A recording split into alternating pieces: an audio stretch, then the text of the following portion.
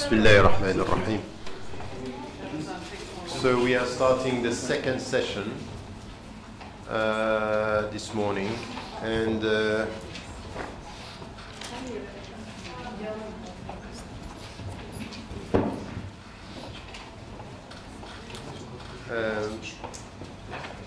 Ibrahim Ezzayat is with us, coming from Germany, just arrived this morning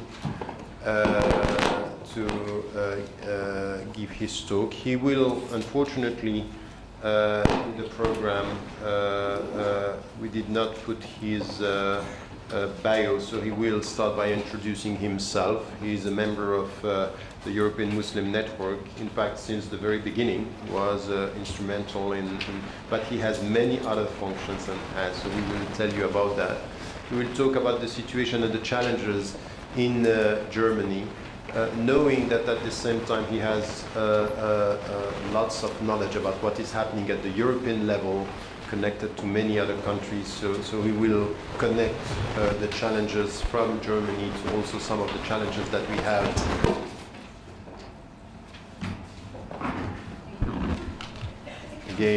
we have in Europe. So as usual, 1 hour, he will talk for 45-50 minutes, give you 10 minutes for your questions, and then we'll have the long discussion and interaction this afternoon between 4:30 and 6. Just few things that I will repeat, because I hope that you took the assessment or the evaluation sheets to fill them in. We need this. And then the second thing that, in fact, in the program it is said that at 1:30 till 2:30 we'll have this 1 hour. So we'll change this, because this is Friday, and we have the Friday prayer for those of you who want to go there. So we'll in fact start at 3:30. Okay, so we stop at 1:30 and start at 3:30. Okay, so you have 2 hours, and then we ask you to be on time to try to get all the absent and to tell them to come. That if they don't know that the summer school is 5 days, not 4. And then we need you all to get this, and we'll do it the other way around. We'll start with the discussion at 3:30 to 5:30, and then to 4:30, and then we will have 1 hour the final evaluation and discussion about what happened during this week and what you see could be the future. With you as participants and your evaluation, and then we also will take your evaluations, and we have also this certificate that now I may have to reassess who is going to get it for the completion or the attendance. Ibrahim Ezzayat, thank you for coming, and the floor is yours. Thank you very much, Brother Tariq. It is a pleasure to be here. For me, coming to Granada is third or fourth time in my life, but I can say that being born and brought up in Europe, my father is of Egyptian background, my mother German. It was a real eye-opener when I first time came here to see what Muslims have achieved in this part of the world. And I've started to question what I learned in school about Islam and Muslims, and especially the relation between Europe and the Muslim world. Very quickly, with regard to my background, I am an economist, have studied economics and law in Germany. I have a company in the property development and mainly in the mosque development, and I work specifically with the Turkish community all over Europe. Parallel to that, I have been head of the Islamic community in Germany a long time, and the Federation of Islamic Organizations in Europe. In responsibilities, I am the first convener of the FEMISO, that some of you may know, the Forum of European Muslim Youth and Student Organizations. And today I'm also chairman of the board of trustees of Islamic Relief, that you may came to your attention from here and there. I know that our Spanish presence needs to be developed a bit further, but I know that you came from all over Europe or even all over the world, so you may have seen this before.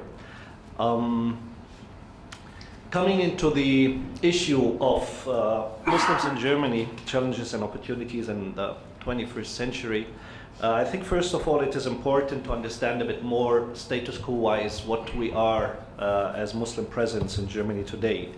According to figures of the German Ministry of Internal Affairs, the figure of Muslim presence is today between 4.8 to 5.2 million Muslims in Germany. Censuses used not to have specific coverage of religious belonging, but this is how they come to calculate it by backgrounds and also by approximate figures to conversion. What is interesting is that this is about 6.25% of the German population, which is around 80 million. But when you look into the figure of Muslims born in 2013 and 2012 in Germany, then you can find that the figure comes around 15%, 1-5. And this is expected to rise up to around 25 to 30% in the forthcoming 25 to 30 years. So it is obvious that we have a demographical shift with this regard. At the same time, it is important to see that Muslim presence have changed within the last decades in Germany tremendously. Looking back in 1960, we had around 10,000 Muslims in Germany, and a figure of around 10 to 15 prayer places. Today we have 500 times this size. In a period of around 50 years, it has increased by 500 times the Muslim presence, and the mosques and prayer places now are around 3,000 over the country. From these 3,000 purpose-built mosques are now around 400. So 400 have been newly designed and built within the last 30, 40 years, the majority of them. So we can see that there is a tremendous development and a change within this. The composition of the Muslim presence in Germany is around 70% of a Turkish background, around 10 to 12% of Balkan background, mainly Bosnian and Albanian, and around 10% of Arab origin. Germany had treaties with a number of countries after Second World War, taking into consideration the huge loss of German men in the World War. So they were in deep search for especially unskilled laborers. And so Germany as a country went to have agreements with a number of Muslim countries, in addition to a number of other European countries. So it started with Portugal and Spain and Italy and Greece, but also Turkey, and Turkey was the biggest minority that came over following these treaties that have been signed in the early 60s. At the same time, Germany has signed a treaty also with the Moroccan government and with the Tunisian government. So we have around 100,000 Moroccans and about 30,000 Tunisians who came within this agreement. And we have a big Lebanese Palestinian community, especially in the city of Berlin, and about 10% mixed other nationalities or backgrounds. And you can say up to 5% of Muslim presence is of convert background. That means that have been German by origin. The age composition is about 70% of Muslims are below 30 years. So this is a very, very vibrant and dynamic young community. In reference to the average society, it is around 40 to 45%, but we have around 70. So you can see the difference. And when it comes to citizenship, we can see that Germany has around 40% of the Muslims are German citizens, 60% are not. And I think this is also important to be kept in mind. Looking into the variety of this community and following also the general approach of the presentation, I'm going to concentrate now on the challenges that we are facing within this Muslim presence, and then I will turn over to look into the opportunities that are connected to this Muslim presence from various backgrounds. The challenges, I have defined them into 7 general challenges that are facing the Muslim presence in Germany. The first one is deeply connected to the fact that we have a tremendous change that happened within a very short period of time. And I will just quote one of the officials in the Bavarian Ministry of Internal Affairs that I was sitting once with in something which is called the German Islam Forum.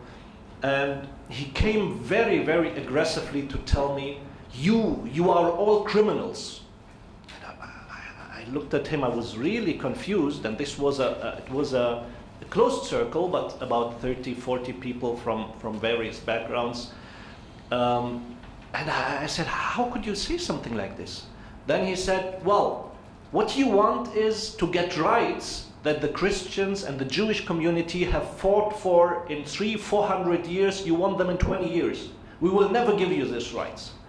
So the approach behind it is that he feels the change that happened to the country is so tremendous that he's really fearing this change. And this is part of the big challenge German Muslim community is facing, that the overall society is looking at the demographic changes in a way that they are looking into it as a huge threat to their own presence, and especially taking into consideration the short period and the tremendous change that happened. We can, if we go into some of the German cities, especially in areas where you have a high percentage of migrants, let's say in the city of Dortmund or Duisburg in the western parts, where you had huge influx of unskilled laborers, then you can find that partly this the change of the structure of parts of the city, of suburbs, has been completely changed, up to 100% of migrant presence, when it was only 30, 40 years a completely different structure. So many people feel, especially in these areas, that they have been overtaken, that politics has done nothing to save the former, well, let's say, nature of this areas. And so the look into these communities are quite negative due to that. So the first challenge that I see is a sociological challenge connected to the fact that we had, in a relatively short time, relatively big change, which has created some, I will put it, human resistance to this change. And this is no doubt one of the big challenges. Second, that I see is with regard to the to politics in its widest sense.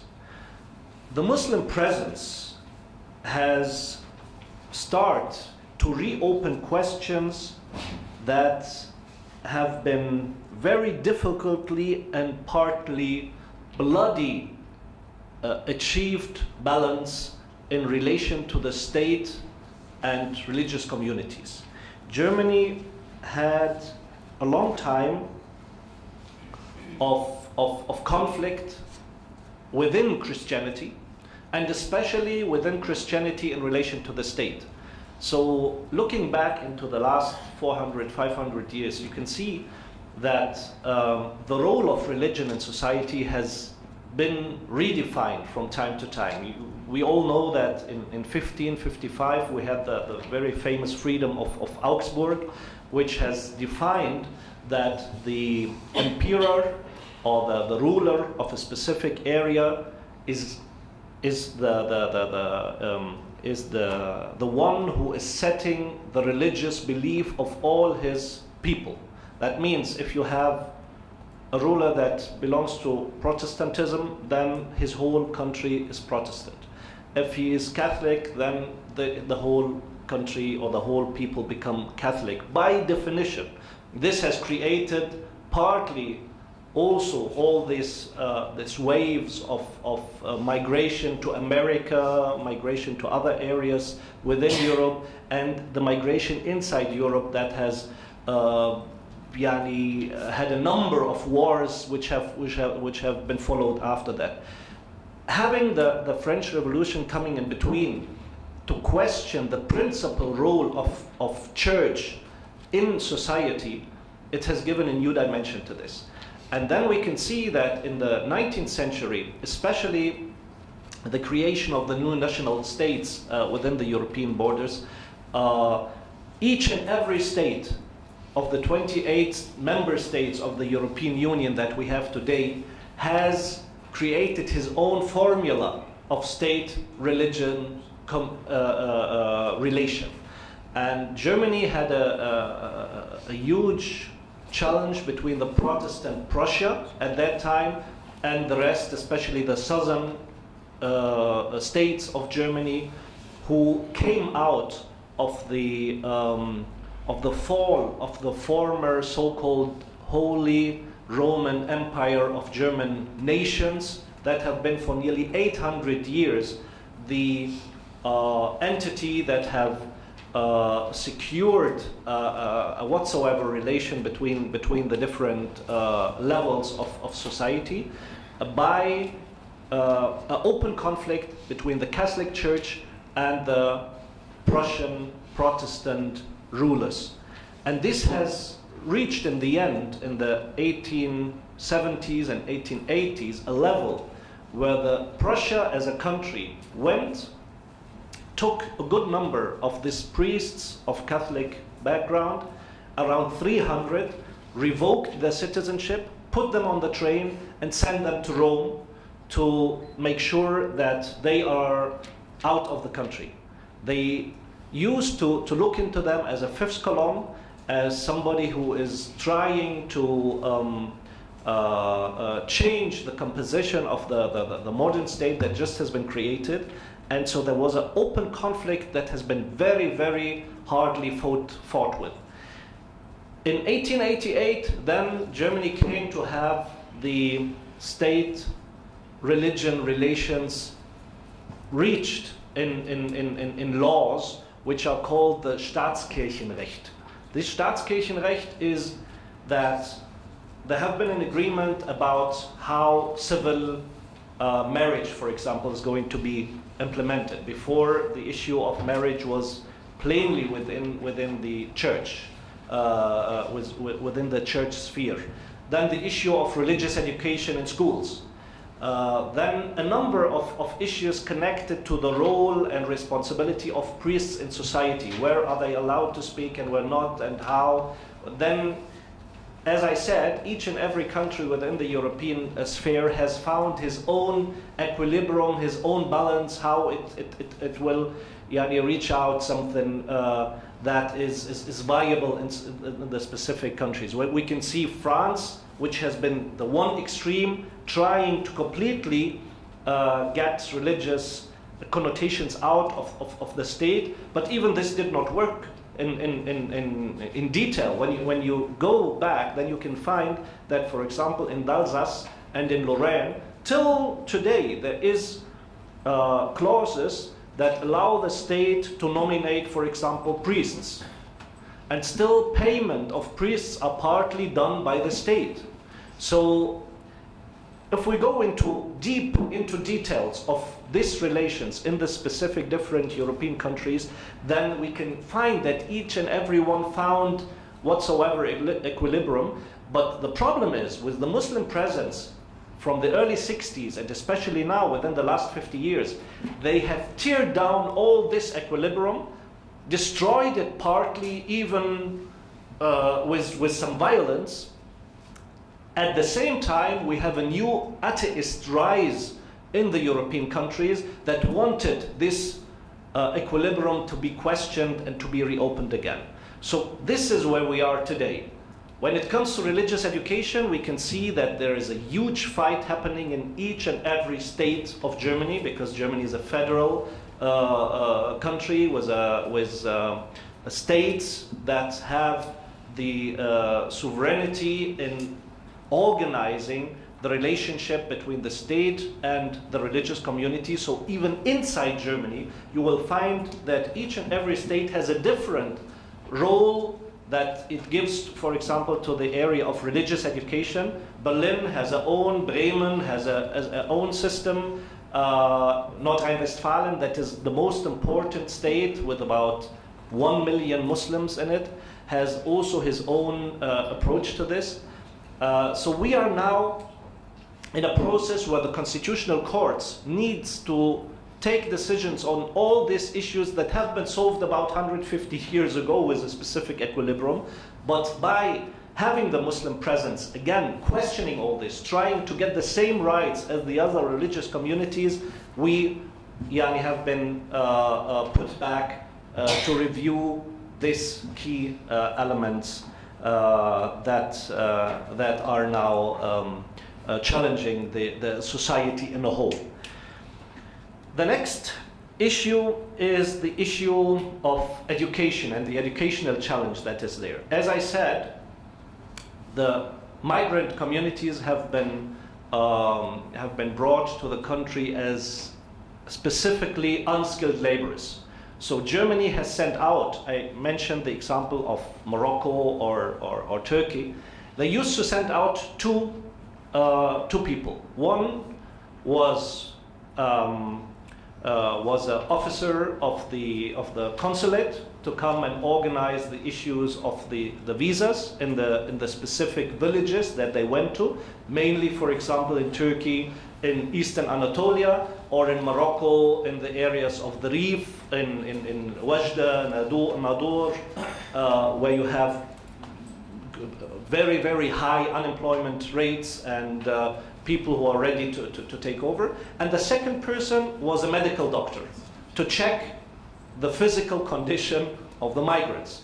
So there are pictures, if you see them, you're really shocked to see men standing all in a row in underwear, going to be checked by medical doctors. This is only 30, 40 years ago.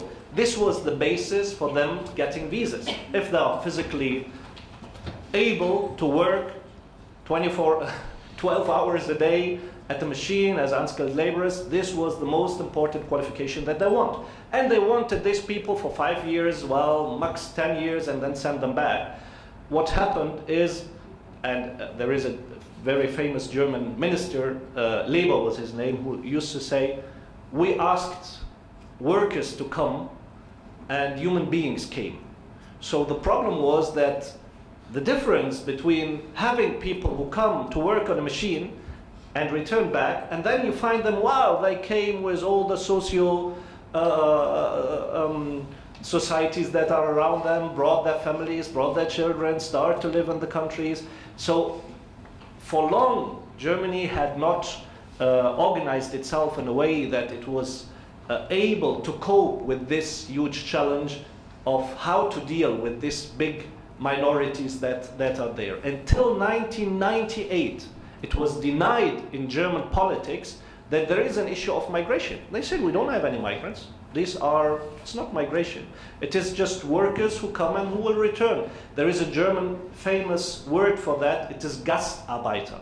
Gastarbeiter means guest workers. They are guest workers, they come and then they return. And they till 1998, the first time it was the government of Schröder that started to question this after nearly 40 years to say, well, I have to admit, these guys are not going to return. Yeah. They tried everything, they even paid them money to return, but in the end it did not work the way they wanted. And so looking now into the other side of it, into these migrant communities, we can see that many of them who came had tremendous challenges to overcome. If you look into the migration that happened in their respective countries, for example, if you have East Anatolian workers who came to Istanbul, they used to live in Istanbul in the so-called gecekondos. The gecekondos are areas around the belt of Istanbul where they used to build houses in one night. This is the specific term, gecekondo. It has been built in one night. So they used to live there, even not in the city centers. They used to live there in ghettos around them that have been a huge challenge even for these societies. And if we take into consideration that it is now new traditions, new culture, new language, new environment, new religion, then it is obvious that what has been achieved even by this first migrant generation is tremendous. It is really unbelievable that they have been able to educate their children, to live their lives in these societies, and to enrich the societies they are living in. And there is no doubt that now Germany is depending tremendously on this economic force that has been brought into the country, and that has in the end fulfilled a number of roles that a good part of the German society was not ready to play. The fourth level, which is deeply connected to this educational challenge, is the economical challenge. Due to the fact that you had mainly laborers, it is clear that you had a poor community, partly even depending on social services. The unemployment rate between them is higher than the average unemployment rate, and it comes to be like a vicious circle. If your German education system is very, very, especially in some parts of Germany, that, as I said, the education system is not a unified one due to the fact that it belongs to the state to decide on the education system. So in some areas you have the elementary education is 4 years, in some other states it's 6 years. But if it is 4 years, then after 4 years you have to decide, and it's a very, very strict decision that is taken, whether you go on higher education levels or you stay within a very limited education track, if we put it like this. And it is clear that due to the poor education standard of the parents, many children have not been able to get out of this vicious circle that it is in the end. And so if education is poor, language is poor, afterwards opportunities at the job market are also poor, and so it is like a closing circle. And this fourth economic challenge is still one of the big challenges facing the migrant community. The fifth one is a challenge connected to societal cohesion. And we all are aware that we have some quite negative perception of Islam and Muslims in Europe today. We have Islamophobia that could not be questioned. Germany is a country where the Holocaust has been done, and there is no doubt that this was nothing that could only be implemented by a tiny group of people. The whole society had some responsibility in this, and there is no doubt that the German people have not been replaced after 1945. So if you see now that a huge part of those who have been part of this racist ideology took over very, very important roles and responsibilities within the new German society, and you can see that despite the fact that Germany tried to a certain extent to question its own past and question the former generations in their respective roles with regard to the Holocaust, no doubt that there is an element of general racism in the country that is maybe higher than on the European level. Well, there is a lot of discussion about whether it is really higher or not, but there is no doubt that we have in many European countries, let's say between 10 to 15% radical positioning with regards to, well, we can say right extreme ideology in different extents.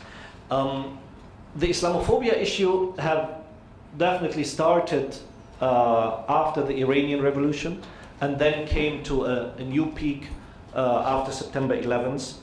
And we can see that, especially today, with the bigger presence of Muslims and a number of questions about the future of Europe, the identity quest that is there, the issue, what is the narrative for the future of this part of the world, we can see that a good number of European societies are opening up opportunities for right-wing thought to become more mainstream.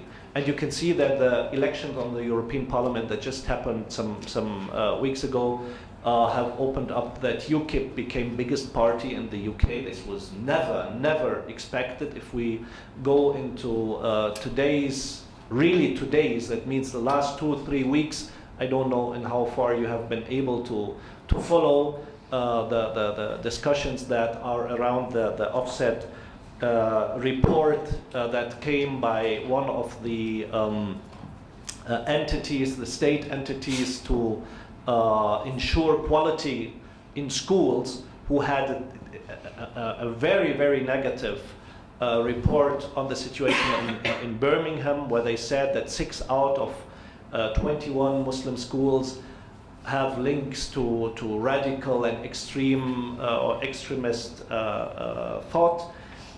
It is, to be honest, completely exaggerated, but it falls into a time where you have the foundations are set to accept radical and partly right-wing thinking that moves more and more into mainstream. Same situation is in France, where we have Marine Le Pen now becoming, with her party, the biggest. Same as in Germany, in a bit lower level, but we have also a party called Alternative für Deutschland that has some right-wing thought, who became tremendously strong in the last elections, at the price of the Liberal Party that has nearly evaporated. It is nearly no longer existing in Germany. So the issue of societal cohesion is a real threat. We can see that there is a big unease in the societies, and that there is a look at the Muslim presence as fifth columns, and we have to admit that partly also actions by some parts of the society of the Muslim presence are justifying these fears by crazy statements or crazy actions that are done or taken, we are still in a huge process of positioning, where we try to find the right balance to things. Also with regard to secret services, we just 2 days ago had the new, in Germany has something very specific, and I don't think that most of the other countries in Europe have it. This is a German entity which is called Verfassungsschutz. It is the protection of the constitution. This is some kind of secret service, but not a secret service as a police or as a security entity, but it is one that looks more into political, into the political side of extremist thought. but it is very powerful in its effect into society. So this Verfassungsschutzbehörde, they used to publish on an annual basis a report showing the threats to society. Usually they say we have right-wing threats, we have left-wing, right-wing extremist thought, we have left-wing extremist thought, and we have, as they call it, Islamist extremist thought. And it is interesting that they put a good number of the mainstream Muslim organizations under this level. For example, the Milli Görüş, a movement that is deeply connected to Tayyip Erdogan in Turkey, with a huge number of members, and so the figures come out very crazy, like 50,000, for example, are extremists in Germany. Whereas you can, if you correct the figure, it will turn out to be maybe 5,000 or even less than that. And there is some discussion about that. This is not a final say, but it shows the challenge that we are going through. The next challenge, the sixth ones that I see, is with regard to the inner Islamic challenge. The inner Islamic challenge. The positioning of Muslim quests. The biggest challenge is the one to have a, well, I don't like I don't know how you have named the so-called Salafists. Maybe if we speak of Muslim extremism is something that is much better. But there's no doubt that we have a huge increase of this thought within the Muslim society, questioning the very nature of their position in the society. And this inner Islamic challenge is one about how to identify the right Islamic understanding within the society. And it is interesting that this is one that is not only happening within the Muslims, but we can find that most European states try to define on behalf of the Muslims what a good Muslim should be. And so we can see that, for example, in Germany, the Minister of Interior created something called German Islam Conference. And we can see now we are in the fourth level of this German Islam Conference. The first one was plainly chosen by the minister itself. He said, I will decide who should sit on the governmental side, and I will also decide who will sit representing the Muslims, because the Muslims are not able to have enough variety in their presence. So he chose 11 persons that he thought are appropriate representatives of Muslims. Some of them even publicly denounced to be Muslims, but from Muslim background. So like Necla Kelek, Seyran Ateş, they have been from a Turkish background very, very negatively about Muslim affairs. But he said, I'm going to choose those, they should represent the Muslim side because I want a wide variety of presence. And then he also invited some of the Muslim organizations, and it was very interesting also to add the Alawi groups. And the Alawites in Germany are under the whatsoever Islam, but if you go and look into their principal religious understandings, then they have no Friday prayer, they don't believe in the Quran, they used to have a meeting on Thursday where they dance and eat together, they don't believe in the Prophet Muhammad sallallahu alaihi wasallam. And so the question is, well, what is this Alawi belief connected to Islam and Muslims? But they said, okay, we want the Alawis because the Alawis are in Turkey. And if you speak to Alawis, you will find very, very interesting statements, like they say we are a religion in transition.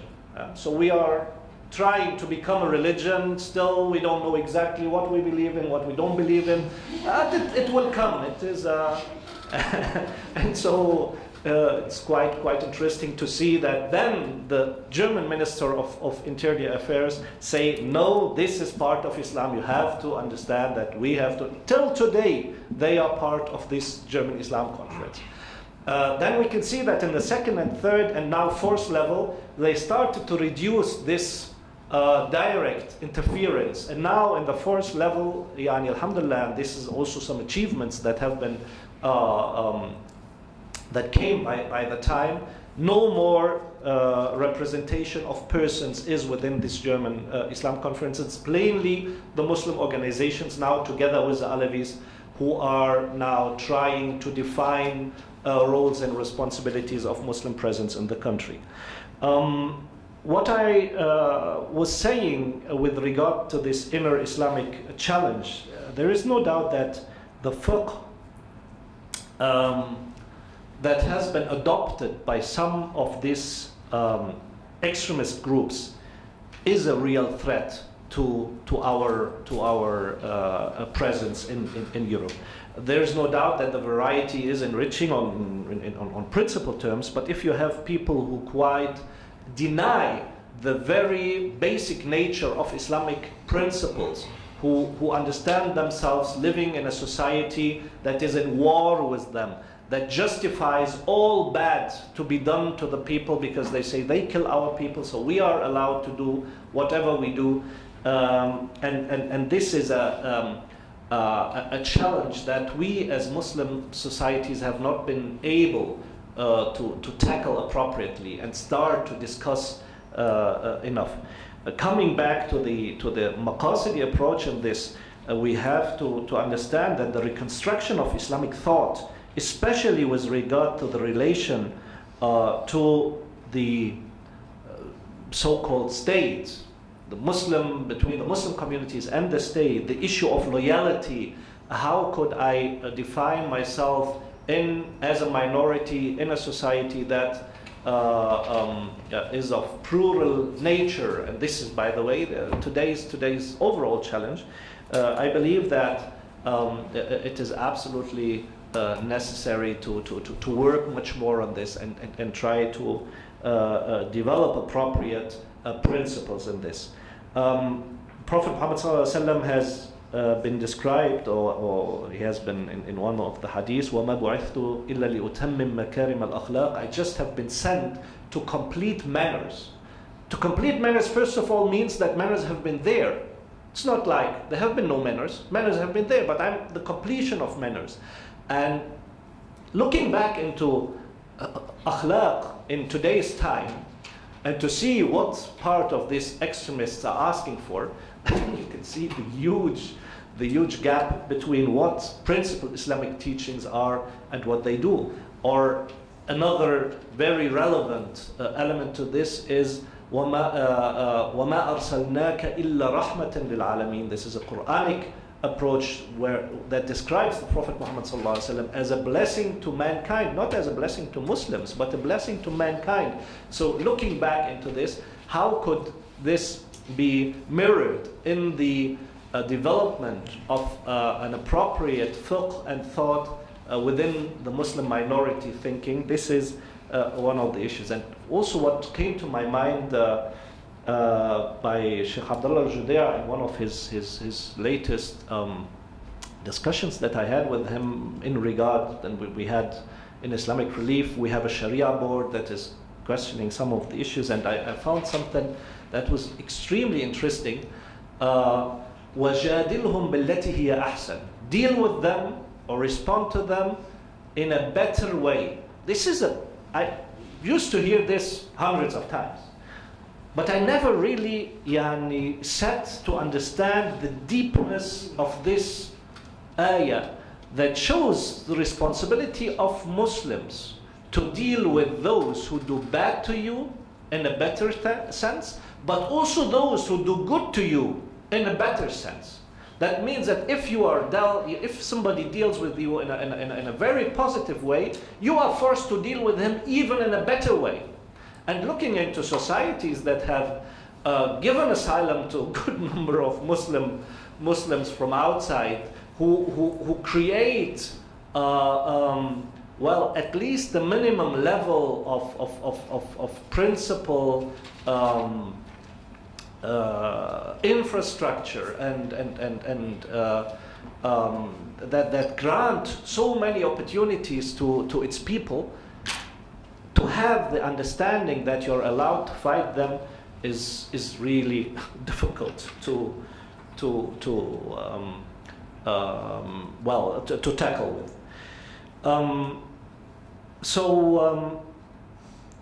The issue of the inner Islamic challenge, I believe, is one of the big in front of us. Coming to the last one, which is the relation to the Ummah and its diseases. And I can say that this is really a big challenge, how to deal with the challenges of the Ummah, how to be part of the Ummah without imbalance, what is the responsibility for the challenges around Syria, how could we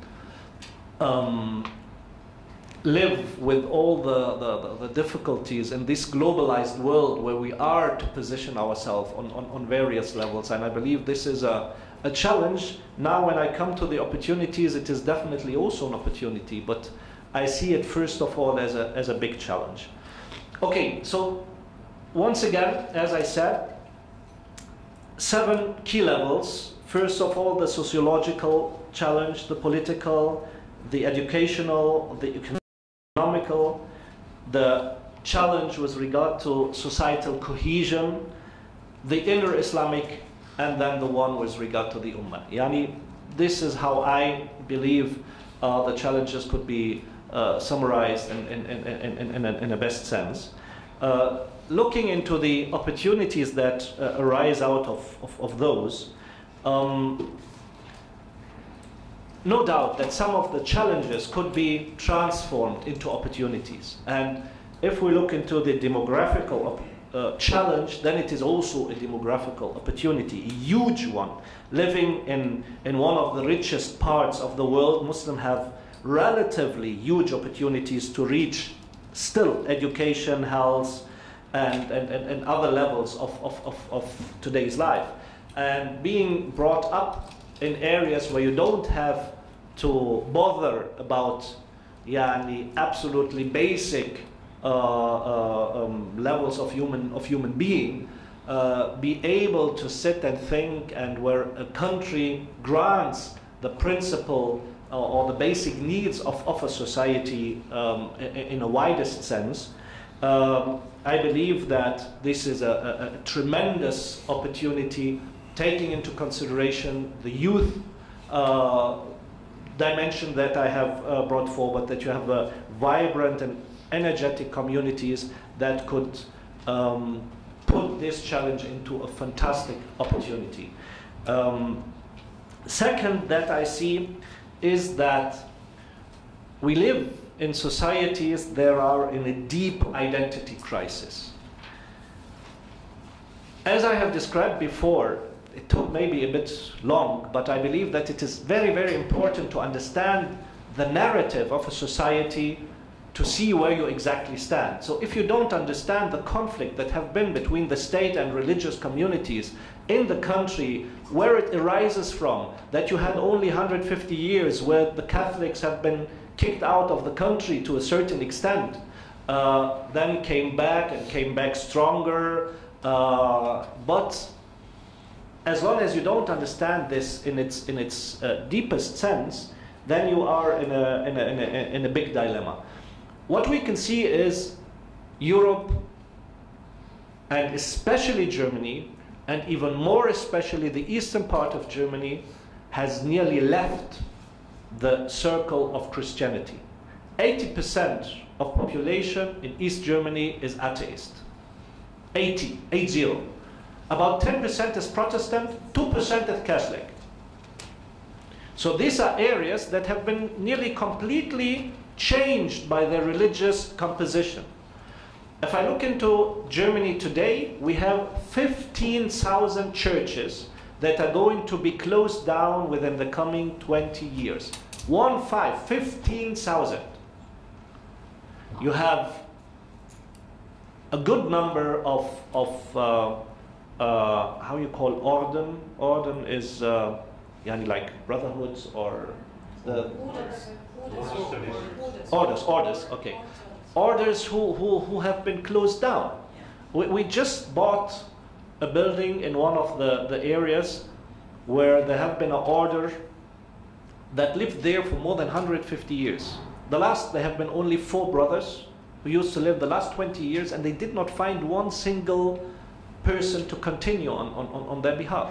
So the change that is happening with regard to Christianity in this part of the world is really tremendous, and it is mainly a challenge of identity. It's a deep identity crisis that is faced, and in addition to the demographic challenge of people getting old, I don't know in how far you are following this, but now a good number of Christian communities, they used to bring priests from South Korea, from Africa, just to have the minimal services rendered in religious communities. I can tell you, in Eastern, I was traveling with my wife, I don't know, in one of the hotels we were sitting and watching St. Paul's service that has been done on Easter. And I was really completely shocked to find that one part of it was like a Bollywood part. They got some Indian Christians that were singing, dancing within St. Paul's as part of their service, just to attract people to come. It was wallahi, it was really like a Bollywood, as if you look into a Bollywood screen movie. They were singing inside St. Paul's, inside the Eastern service. Yeah. Barefoot, wearing all this nice stuff, yeah.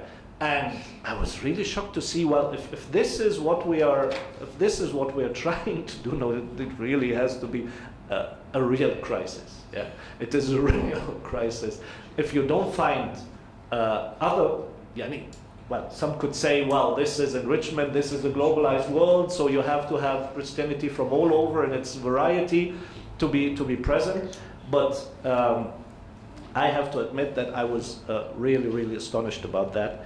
And this opens up for us as a Muslim community the da'wah opportunity in its widest sense.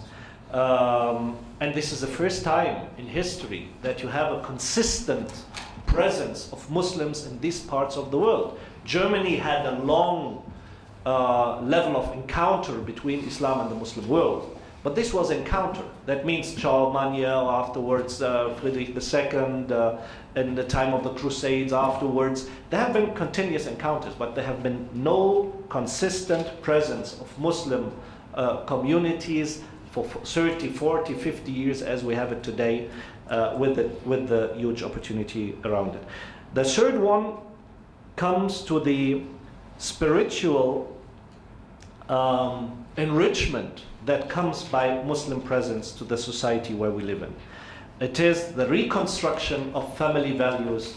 It is the reconstruction of part of the societal cohesion that have been left or lost within the Western societies. I can very quickly tell you a story of a lady that came to the Islamic Center in Munich, asking, with her daughter, asking the Imam to convince his daughter of converting to Islam.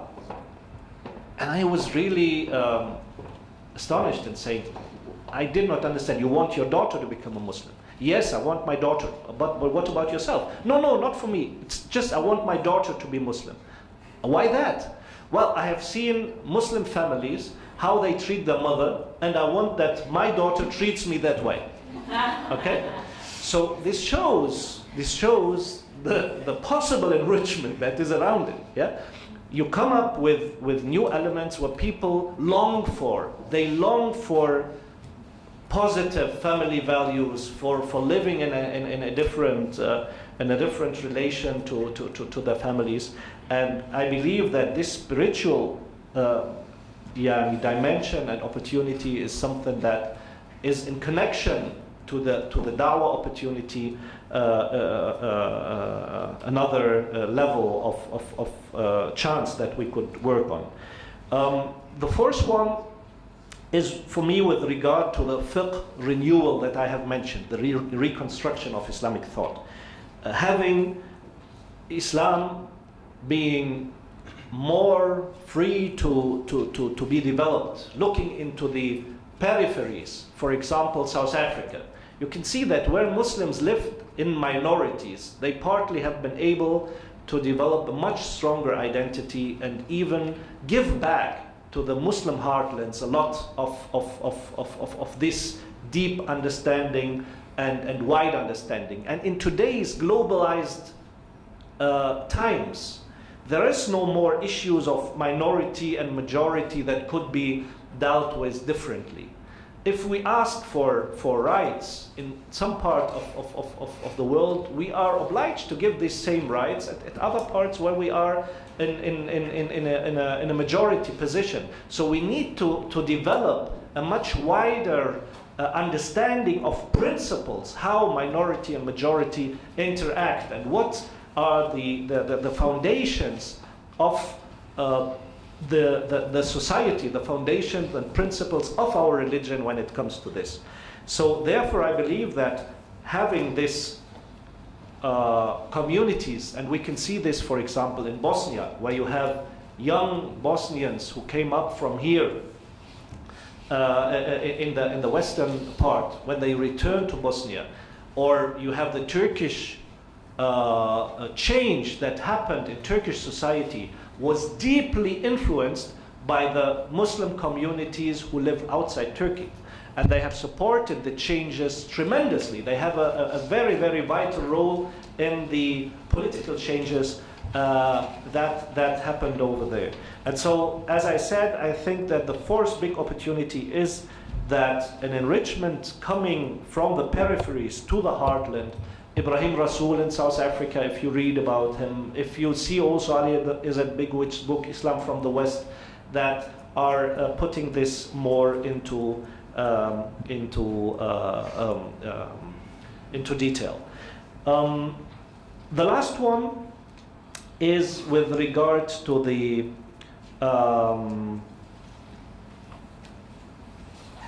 the general enrichment of Islam to today's overall challenges, environmental opportunities, the global role that Muslims have to play, coming from a new paradigms in the maqasidi approach that we have to follow to see. Well, we just had the flood that happened in Bosnia, for example, where you can see Serbian, Croatian, and Muslim areas have been similarly affected. And the good part of the problem there is a problem of pollution. The issue of environmental change that is happening needs urgently a religious approach to how these issues could be tackled in the long term. And this is also the same when it comes to peace and freedom in the world. What should be Islam's role in this? And I believe that we have a big opportunity coming from these areas where we have to clarify that Muslims can be safeguards to these principles in the West as well as in the Muslim world. I believe that's it. I still have exactly 10 minutes. Thank you. Thank you, Ibrahim. Barakallahu feek. So we have time for 3 questions. So we go for that. And once again, we have the 3 already, and then all the other questions are for this afternoon. Okay. So go ahead. So my question relates to, you mentioned Islamic schools.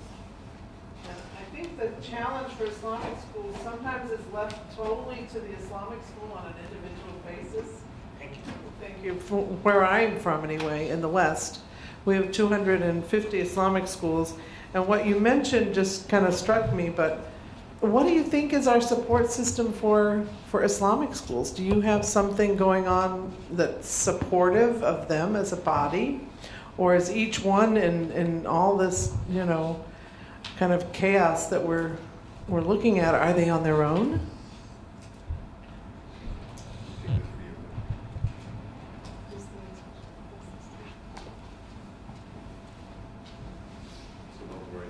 back to you. As you know, Jewish communities are very successful in terms of lobbying power in many European countries. Although the Muslim population is higher than the Jewish population, I think they cannot use their potential in terms of lobbying power. What can be the reason for this?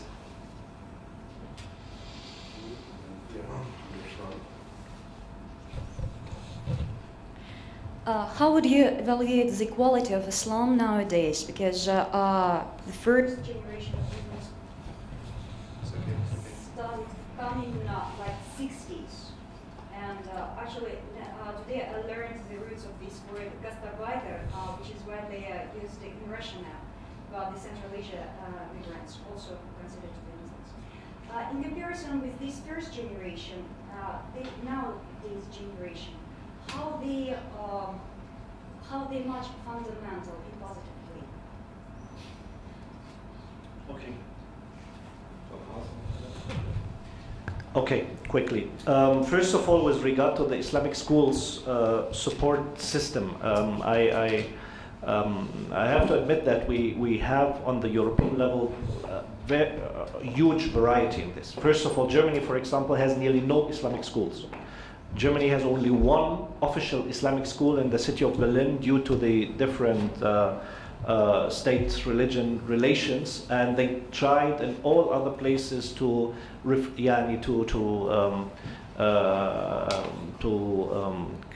not to allow schools to be created on this. In the UK is completely different. In the Scandinavian countries, we have a number of Islamic schools, in the Netherlands as well. I think that it is a real issue to see how they could be supported in its best sense. There is a federation of Islamic schools that have been created coming from Sweden to the European countries, where they try to unify curriculums, for example, to see how they could support especially the part of religious education, how it could be developed in a proper sense, because you can see that a good number of them still are using curriculums from Muslim countries, where they just take the Egyptian one to translate it, or from other places. And I believe that this is a real issue. We have the European Council for Fatwa and Research, that is a very, very important entity that has been created about 15, 20 years ago, 1994, so 20 years ago in Dublin. Sheikh Yusuf Qaradawi is heading it, but it has a huge number of scholars from the various different European countries coming together, discussing issues of relevance to European fiqh, and they could be also an important element that should be channeled into the schools system. But I agree with you that there is a lot that needs to be done. Also to learn from the American experiences on this. But in the end, Islam is a churchless society, and the issue, the moment we start to organize ourselves, we come to ethnic borders, to language borders, and to overcome this is something that also needs time. And I believe that time is an absolutely relevant factor when I look into this. And therefore I started to say, look guys, we have only 50 years of presence the way we are now. We cannot expect that things just come like this, but we need to work on it accordingly to make sure that we reach it properly. But we also have to bear in mind that we have some other very, very strong forces who try to keep Muslim education within language and ethnic barriers. So you see that Turkey has its own agenda when it comes to this. Turkish schools who have been there on the various levels try to focus also on specific issues. And so creating this European fiqh, this Western understanding of Islam, is something that still is to be further developed, inshallah. With regard to the Jewish community, I think there is no way for comparison between the Jewish community and the Muslim presence. First of all, this is really because of the historical background.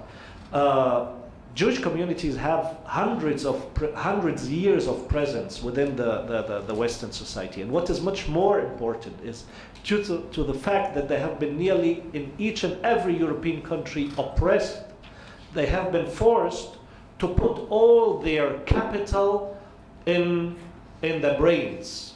So they should be ready to move at any time, leaving all the wealth around it. So they need to organize themselves, and this is what they have been fantastic in, to concentrate on how to put the biggest part of their energy into education. And therefore you can find them in all places where they lived, highly educated people who put high relevance to education, and so they became very powerful in the areas where they have been.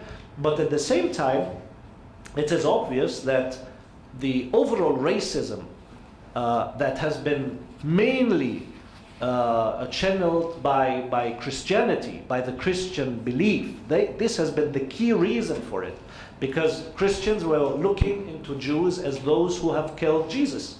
And so for them, they killed God. And how could you deal with somebody who killed your God? Yani, this is the mindset that has been for long the overruling mindset when it comes to this. Yeah? And so they have dealt with them always as enemies within. And this has put them into this difficulty where they have been. But at the same time, they have been in a position to organize themselves. And so if we look into this, and especially now after the Holocaust, they have also, I don't want to say that they have, definitely nobody is benefiting from genocide. But now a number of European countries, when it comes to Jewish affairs, have some high sensitivities in trying to preserve spaces and relevance for them in some areas of political and societal life. With regard to the equity, the equality, the comparison between first and third generation of the migrant community, I think that we have a tremendous development in this. Today's third generation, despite all the challenges that I have mentioned, are much higher qualified. And many of them have been the first in their families, in their villages, who completed schools, who partly completed universities, who are now relevant in huge levels of the society. I can speak, for example, on behalf of the Turkish community, that we have the crazy shift now that up to 40% of the relevant, educated, third migrant generation is returning back to Turkey. So opening up by opportunities that have been given to them in a country that is absolutely in a different shape today than 30, 40 years ago. It is for them that they don't want to have the day-to-day racism that they face in this country. They say, okay, why to live here? I'm highly educated now, I can help my country and go back to the country. And still this third generation is very much insisting on giving language, giving tradition, giving culture to their children. And so I think that we are in a much better shape. Maybe the last one was regard to religion. Also, I believe that you have a much higher level of religiosity in a minority societies than you have it in the average of the majority societies in the Muslim world. Thank you, Ibrahim. Barakallahu fiqh. So we'll stop now and start at 12:30. So you have half an hour rest if you want to do your